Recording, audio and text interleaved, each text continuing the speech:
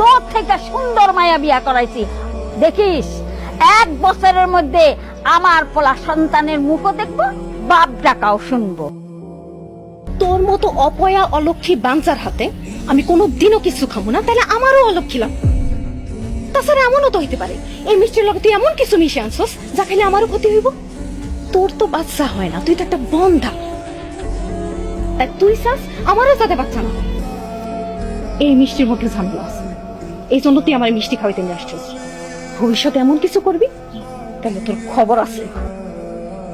আমি এমনই এক হতভাগী নারী যে নিজের স্বামীর বাসর ঘর নিজের হাতে সাজাইছি। তুই বাসর ঘর সাজাইছিস, খুব ভালো কথা, কিন্তু তোর কি আক্কেল জ্ঞান বুদ্ধি বলতে কোনো কিছু নাই? আমরা দুইটা মানুষ এখানে বাসর করতেছি, তুই হুট করে এখানে ঢুকে পড়লি কেন? এখান থেকে যা কইতাছি একদম ডিস্টার্ব করবি না। High high high high Sonia, এইসব তুমি কি করতেছো? কি করবো আবার?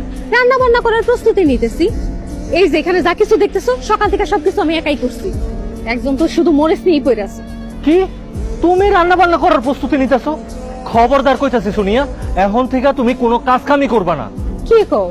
আমি কাজ করবো না কেন? তুমি যদি কাজ কাম করো তাহলে তো তোমার শরীরের শক্তি ক্ষয় হইব, তোমার পরিশ্রম হইব, কষ্ট হইব। 2 দিন পর তুমি আমার সন্তানের মা হইবা, এখন তোমার এত কষ্ট করার দরকার নাই। শোনো বড় বৌমা, এই বাড়িতে রান্না বান্নার থেকে যত রকমের কাজ আছে সব তুমি একলা করবা। আর ছোট বৌমা, তুমি খালি খাইবা দাইবা আর ঘুমাইবা, আর যত তাড়াতাড়ি পারো আমার একটা সুস্থ সবল নাতি নাতনির মুখ দেখানোর সুযোগ করে দাও। তোর গলার চেইনটা আর হাতের বালাটা খুলে আমার দে। কেন? এগুলো দিয়ে তুমি কি করবা? আমি কিছু করুম না, কিন্তু সোনিয়ার তোর গলার চেইনটা আর বালাটা খুব পছন্দ হয়েছে, আর এগুলো নাকি ওর লাগবো। এগুলোর লাগে ওর মনটা খারাপ। এগুলো পাইলে ওর মন ভালো থাকবে, আর ওর মন ভালো থাকলে ও আমার একটা সুস্থ সবল বাচ্চা উপহার দিতে পারবে।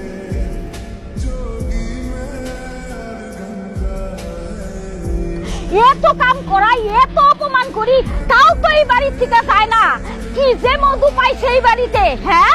বুঝেন না আম্মা, এই বাড়িতে পড়ে আছে আমার জামাই রক্ত চিকিৎসা খাওয়ার জন্য। ডাইনি একটা। মায়েরা সেই দুপুরবেলা মাথা ঘুরে পড়ে গেছে। দুপুরবেলা থেকে মায়েরা অসুস্থ। জামাই, তুমি তারে ভালোবেসে বিয়ে করছিলা, তুমি এত নিষ্ঠুর, এত পাষাণ, তারে তুমি একটা বার ডাক্তারের কাছে নিয়ে যেতে পারলা না? আমার পোলায় ডাক্তারের কাছে নিব মানে? এই আমার পোলার কি টাকায় কামড়ায়? হ্যাঁ, আপনার মেয়ে যেদিন থেকে এই বাড়িতে আইছে সেদিন থেকেই অসুস্থ। আজ এটা কাল সেটা, মাথা ঘুরায় পড়া যায়।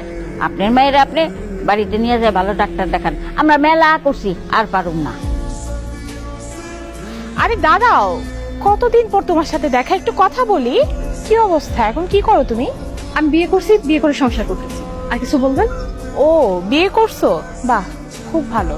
তো কোথায়, কাকে বিয়ে করছো? এই যে আমার পাশে যে দাঁড়ায় আছে তুহিন, অনেক বিয়ে করছি।